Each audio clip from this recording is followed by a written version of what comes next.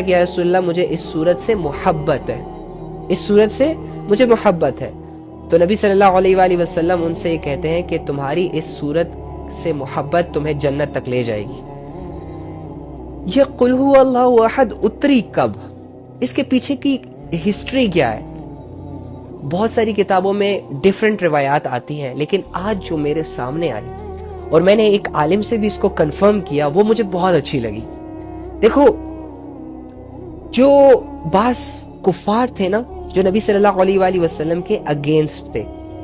جب ہمارے نبی صلی اللہ علیہ وآلہ وسلم لوگوں کو اللہ کی طرف بلا رہے ہیں نا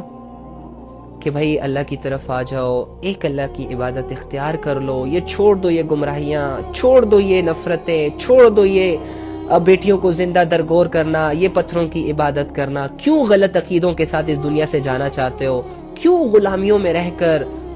کیوں گمراہیوں میں رہ کر اس دنیا سے جانا چاہتے ہو؟ کیوں بڑے بڑے گناہوں کا بوجھ، کفر اور شرک جیسے ظلم کا بوجھ اپنے کندھوں پر لے کر اللہ کے سامنے جانا چاہتے ہو؟ ہمارے نبی صلی اللہ علیہ وآلہ وسلم ایک ایک انسان کے لیے اتنے فکر مند ہوا کرتے تھے کہ میں آپ کو بتا نہیں سکتا.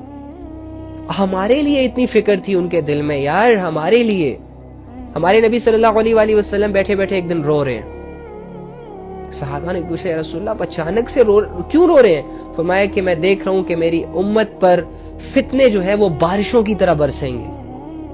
کیا کریں گے؟ میری آنے والی امت پر، یعنی ہمارا ان کے سامنے الہام انہیں یہ ہوا کہ میری امت پر ایک ایسا دور آئے گا جب ان پر یہ فتنے بارشوں کی طرح برسیں گے. تو آج دیکھو نا یار، ہر جگہ فتنہ، ہر جگہ گمراہی کا رستہ آسان ہے کہ نہیں ہے؟ ہم اس دور سے جی رہے ہیں. تو کیا ہوا کہ نبی صلی اللہ علیہ وآلہ وسلم کی دعوت چل رہی ہے، مکہ میں بھی چل رہی ہے، مدینہ میں بھی چل رہی ہے، بہت سارے لوگ مسلمان بھی ہو رہے ہیں، بہت سارے لوگ اگینسٹ بھی ہو رہے ہیں. ایسا ماحول، ایسا انوائرمنٹ، بہت سارے لوگ مذاق بھی اڑا رہے ہیں. نبی صلی اللہ علیہ وآلہ وسلم کو معاذ اللہ مجنون، پاگل، پتہ نہیں کیا سے کیا کہہ رہے ہیں. ٹھیک ہے، تو کیا ہوتا ہے کہ ایک دفعہ کیا ہوا، ہمارے نبی صلی اللہ علیہ وآلہ وسلم ایک راستے سے گزر رہے ہیں، جا رہے ہیں، تو دیکھا کہ کفار کے بڑے بڑے جو سردار تھے نا، ان کی ایک مجلس لگی ہوئی ہے. اور وہ مجلس ظاہری سی بات ہے، ایک مزاج انہوں نے ایک صورت اختیار کی ہوئی ہے. کتابوں میں آتا ہے کہ ناچ گانا چل رہا تھا، یا پھر شراب چل رہا تھا، یا آپس میں فضولیات چل رہی تھی. ہمارے نبی صلی اللہ علیہ وآلہ وسلم کا وہاں سے گزرنا ہوا، تو ان میں سے ایک سردار، ایک شخص نبی صلی اللہ علیہ وآلہ وسلم کو ایسے کر کے پکارتا ہے، او محمد، او محمد، تم جس رب کی طرف ہمیں بلا رہے ہو اس کا نسب کیا ہے، اس کا خاندان کیا ہے؟ چونکہ آپ کو پتا ہوگا کہ یہ جو نان مسلمز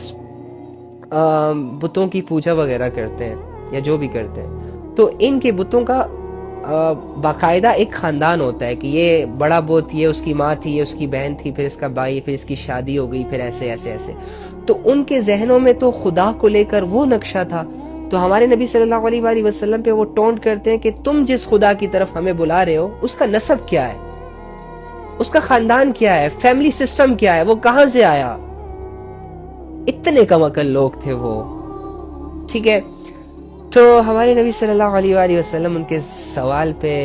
کچھ نہیں بولتے، خاموشی کے ساتھ چلے جاتے ہیں. وہ لوگ اس بات کا ناجائز فائدہ اٹھا کر ہنسنے لگ جاتے ہیں، کہکا لگاتے ہیں، ایک دوسرے کو مخاطب کر کے کہتے ہیں، ہاں یہ دیکھو، یہ ہمیں اس رب کی طرف بلا رہا ہے جسے یہ خود ہی نہیں جانتا.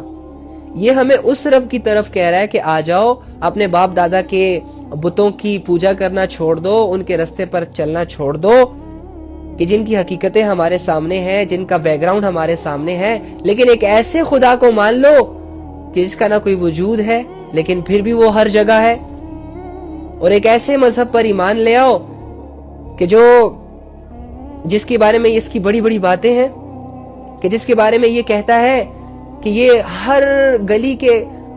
ہر کچے پکے آبادی میں جائے گا، جھونپڑیوں تک جائے گا یہ مذہب. اس طرح کی ٹونٹ کرنے لگ گئے ہمارے نبی صلی اللہ علیہ وآلہ وسلم کو، اور کرتے کرتے ایک دو جتنے بھی بیٹھے تھے سب ہنسی مذاق میں یہ بات لے لی. ان کو پوائنٹ مل گیا کہ اس نے تو ہمیں جواب ہی نہیں دیا. اس کا مطلب یہ ہے کہ محمد معاذ اللہ جھوٹا ہے، جھوٹے خدا کی دعوت دے رہا ہے. تو ہمارے نبی صلی اللہ علیہ وآلہ وسلم چونکہ خود سے کوئی بات نہیں کرتے تھے، جب تک اللہ رب العزت کی طرف سے کسی بات کا جواب نازل نہ ہو جاتا، جبرائیل علیہ السلام ان تک لے نہ آتے، تب تک وہ اپنی طرف سے کوئی بات نہ کرتے۔ تو اس وقت ایسا ہی ہوا، اللہ رب العزت کے جواب میں تھوڑا سا ڈیلے ہوا، وہ چلے گئے چپ چاپ کر کے باتیں سن کر، کرتے کرتے کرتے دوسرا دن آیا، پھر سارے لوگ ان کی خدمت میں آئے یہی بات لے کر۔ اب سارے لوگ نا آپس میں نا مشورہ کرنے لگ گئے، کوئی ایک کے پاس جاتا ہے، جیسے کہ انسان کی فطرت ہوتی ہے، جب کسی کی کوئی کمزوری سامنے آتی ہے، یہ معاذ اللہ کمزوری نہیں تھی نبی کی، لیکن ہماری فطرت ایسی ہوتی ہے، ہم بحیثیت انسان جب ہمیں کسی دشمن کی کوئی ویکنس ملتی ہے تو ہم اسے پوائنٹ کر کے اسے مزید کمزور کرنا چاہ رہے ہوتے ہیں، اور اس کمزوریوں کو اتنا بیان کرتے ہیں تاکہ لوگ ہمارے ساتھ مل کر اس کے اگینسٹ ہو جائے۔ اب یہی ماحول انہوں نے اختیار کیا، کبھی ایک سردار کے پاس جاتے ہیں، کبھی ایک گھر میں ڈسکشن چل رہی ہوتی ہے کہ محمد سے آج یہ پوچھا گیا تھا، محمد نے تو آج کوئی آنسر ہی نہیں دیا، یہ ایسا ہے، یہ ویسا ہے، فلاں ہے، کرتے کرتے کرتے کرتے نا یہ بات پھیل گئی پورے عرب میں۔ تو کیا ہوا کہ صحابہ تک بھی یہ بات پہنچ گئی کہ اچھا ہمارے نبی صلی اللہ علیہ وآلہ وسلم سے یہ سوال کیا گیا تھا اور انہوں نے کوئی جواب نہیں دیا تھا، وہ سپیچلیس ہو گئے تھے۔ تو روایات میں آتا ہے کہ صحابہ کے دل پر بھی شیطان نے اثر ڈالنا شروع کر دیا تھا، ان کے دل میں بھی شک و شبہات پیدا کرنے کی کوششیں شروع ہو گئی تھی، لیکن چونکہ صحابہ رضی اللہ تعالیٰ عنہ ایمان کے ہائی لیول پر تھے تو سوچ کا آنا وہ تو ایک فطرتی چیز ہوتا ہے، شک و شبہات میں پڑ جانا انسان کا وہ ایک فطرتی چیز ہے، لیکن ہمارے نبی صلی اللہ علیہ وآلہ وسلم کے ساتھ وہ کھڑے رہے، باتیں ان کو ڈیفینڈ کرتے رہے ہمیشہ، اور نبی صلی اللہ علیہ وآلہ وسلم سے یہ کہتے رہے کہ یا رسول اللہ آپ اس بات کا جواب کیوں نہیں دیتے، لوگ ہمارا مذاق اڑا رہے ہیں، ہمیں بتائیں نا، یہ اللہ کے بارے میں پوچھ رہے ہیں، ان کو کیوں نہیں بتاتے۔ کرتے کرتے کچھ دن گزرتے گئے تو کیا ہوا کہ پھر اللہ رب العزت نے جب ان کی ساری کنورسیشن سنی، کوئی آتا آپ سے یہ پوچھتا کہ اچھا تم یہ بتاؤ کہ تمہارا خدا سونے کا بنا ہوا ہے یا تمہارا خدا چاندنی کا ہے یا پیتل کا ہے، اور معاذ اللہ ایسی باتیں، اور کوئی ان کو کہتا اچھا تم مجھے یہ بتاؤ کہ اس کا خاندان کیسا ہے اور وہ اس کا شجرہ نسب کیا ہے، تو اس طرح کی باتیں نا تو چلتی رہی۔ کہتے ہیں کہ 3 دن گزرنے کے بعد غالباً، یا کچھ کتابوں میں آتا ہے کہ کچھ وقت گزرنے کے بعد، اللہ تعالیٰ کمی کوتاہی معاف کرے، تو اللہ رب العزت نے فوراً سورہ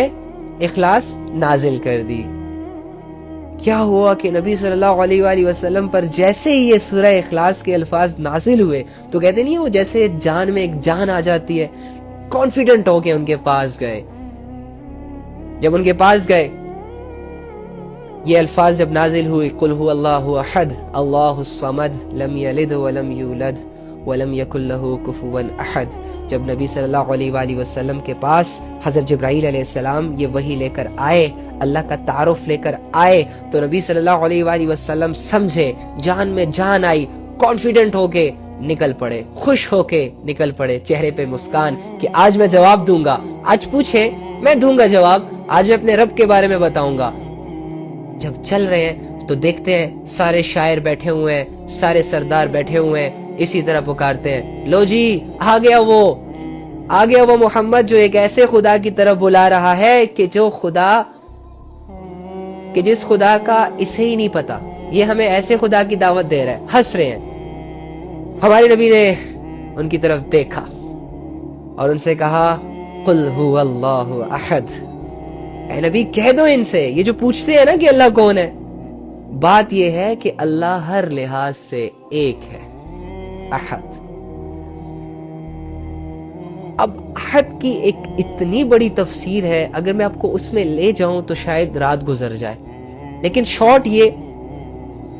کہ جیسے ہم کہتے ہیں نا کہ موبائل ہمارے پاس ایک ہے، ہم کہتے ہیں نا موبائل ہمارے پاس ایک ہے،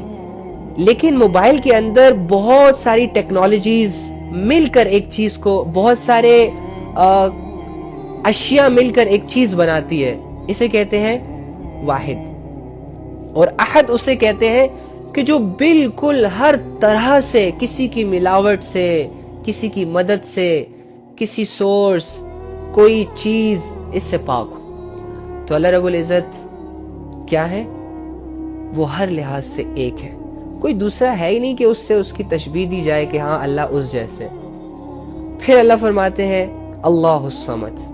اللہ ہی ایسا ہے کہ سب اس کے محتاج ہیں اور وہ کسی کا محتاج نہیں. چونکہ وہ شاعر تھے، وہ سمجھتے تھے قرآن کو کہ یہ کیسی ذات ہے بھائی جو ہر لحاظ سے ایک ہے،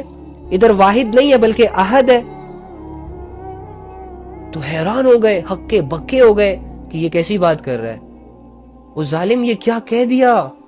ایک دوسرے سے کہہ رہے ٹھیک ہے یہ محمد نے ہمیں کیا کہہ دیا، قل هو اللہ احد، کہ وہ اللہ جس کے بارے میں ہم پوچھ رہے ہیں وہ ایک ہے، اللہ الصمد، اور وہ ایسا ہے کہ سب اس کے محتاج ہیں. یعنی اس دنیا میں جو بھی چیزیں ہیں سب اس کی محتاج ہے. انسان اسی کے محتاج، چرند پرند اسی کے محتاج، زندگیاں اس کی محتاج،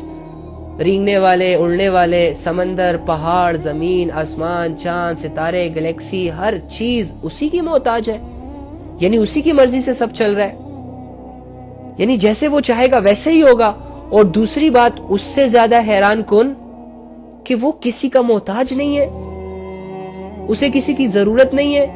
اس سارے نظام کو چلانے کے لیے، انسانوں کو پیدا کرنے کے لیے، پھر کھلانے کے لیے، پھر سلانے کے لیے، پھر خوش کرنے کے لیے، پھر مارنے کے لیے، مارنے کے بعد دوبارہ زندہ کرنے کے لیے، اس پوری دنیا کے نظام کو چلانے کے لیے، یہ رات کو لانے کے لیے، یہ دن کو لانے کے لیے، یہ بارشوں کو برسانے کے لیے، یہ سمندروں کو اپنے رخ پر چلانے کے لیے، یہ پہاڑوں کے حجم کو زمین کے اوپر برقرار رکھنے کے لیے، زمین کے اندر جتنی بھی اشیاء ہیں لاوے کو مینٹین رکھنے کے لیے، پانی کو مینٹین رکھنے کے لیے. اور یہ ساری چیزیں کرتے ہوئے ہمارے رب کو کسی کی مدد کی ضرورت ہی نہیں ہے، وہ کسی کا محتاج ہی نہیں ہے. تو حیران ہو گئے، آنکھیں پھٹی کے پھٹی رہ گئی کہ آج یہ محمد صلی اللہ علیہ وآلہ وسلم کیسی باتیں کر رہے ہیں، ان کا تو ہمارے پاس تو کوئی جواب ہی نہیں ہے. یہ تو ایک ایسی شاعری ہے کہ اس کا تو ہم جواب ہی نہیں دے پاتے. جیسے کہ میں نے آپ کو کہا کہ عرب میں پسندیدہ مشغلہ یہ ہوتا تھا کہ وہ ایک دوسرے کے ساتھ کمپٹیشن کرتے تھے شعر و شاعری کی. ایک نے شاعر بولا تو ایک نے شاعری پیش کی تو دوسرے نے اس کے جواب میں ایسی شاعری پیش کی کہ سامنے والے بندے کو ہار ہو گئی. لیکن چونکہ قرآن کے بارے میں ان کا یہ عقیدہ تھا کہ محمد صلی اللہ علیہ وآلہ وسلم شاعر ہے، یہ تو کوئی ایسے بلیغ شاعر ہیں کہ ایسی باتیں کرتے ہیں کہ لوگوں کو اپنے بس میں کر لیتے ہیں، لوگوں پر جادو ہو جاتا ہے ان کے بول کا. لیکن وہ کیا جانے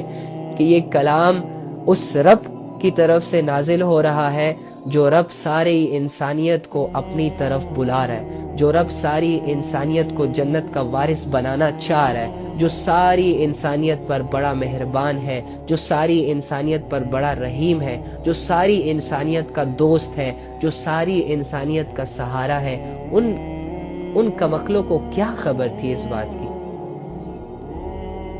تو جب ان کو کہا اللہ الصمد، وہ اور ہکے بکے رہ گئے. اور ایک کتاب میں تو آتا ہے کہ کچھ شاعروں کے ہاتھ میں شراب کے گلاس تھے. جب انہوں نے یہ کہا کہ اللہ الصمد،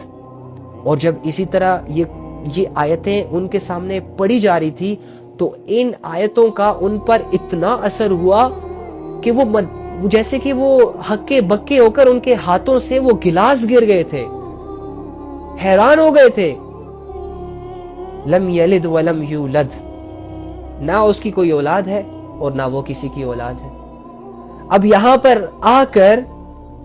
ان کے سامنے تو یہ سارا کنسپٹ تھا نا کہ جی یہ بڑا بت ہے، پھر یہ اس کی بیوی ہے، پھر یہ اس کے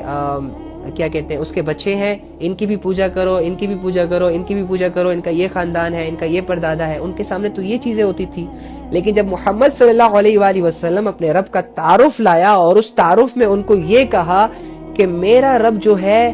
نہ کسی کی اولاد ہے اور نہ اس کی کوئی اولاد ہے، تو حیران ہو جاتا ہے نا بندہ کہ سیریسلی، اچھا، حیران ہو جاتا ہے بندہ، کنفیوز ہو جاتا ہے بندہ. اور آخری جملہ جب نبی صلی اللہ علیہ وآلہ وسلم نے پیش کیا، وَلَمْ يَكُنْ لَهُ كُفُوًا أَحَدٌ، اور اس کے جوڑ کا کوئی بھی نہیں ہے. یعنی تم لوگ تو جس خدا کو پوچھتے ہو، ہو سکتا ہے تم ان کی ایک ہی خدا کی 10 مورتیاں بناؤ اور الگ الگ تھوڑی سی بناؤ اور سامنے رکھو اور پھر کہو ارے یہ تو اس بھگوان جیسا ہے، ارے یہ تو اس بھگوان جیسا ہے، ارے یہ تو اس انسان جیسا ہے، یہ تو اس انسان جیسا ہے. میرا رب ایسا ہے اس کے جیسا کوئی ہے ہی نہیں کہ جس سے اس کو کمپیئر کیا جائے کہ یہ رب ایسا ہے، اس کی طرح ہے، اور اس کے جوڑ کا کوئی بھی نہیں، کوئی اس کا ہم سفر نہیں، کوئی اس کا ثانی نہیں، وہ اکیلا سارے کام سر انجام دے رہا ہے، اسے کسی کی ضرورت نہیں۔ تو اس سورہ کو سننے کے بعد کتابوں میں آتا ہے کہ بہت سارے شاعر نبی صلی اللہ علیہ وآلہ وسلم کے پاس بعد میں چھپ چھپ کر آئے اور ان سے یہ کہا کہ اے محمد، یہ شاعری نہیں ہو سکتی، یہ انسان کی باتیں نہیں ہو سکتی، ہمیں بتاؤ کہ یہ تم نے کہاں سے سیکھا، ہمیں سکھاؤ۔ تو اس نے کہا